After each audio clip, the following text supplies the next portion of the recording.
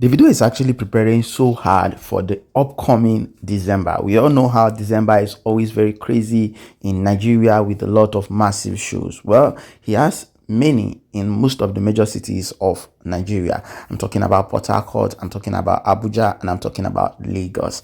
But this one is actually for his incoming album that is coming up very soon. Here's the behind the scene. Don't forget to subscribe, drop a comment below.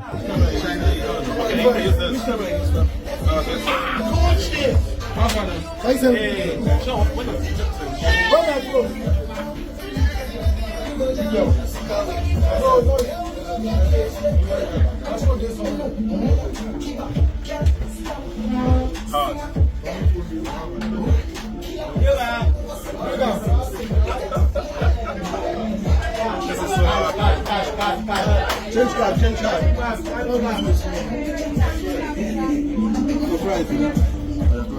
not like you're actually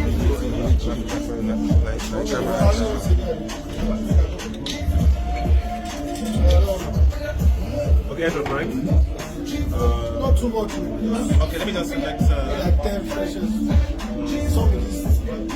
No, just say one.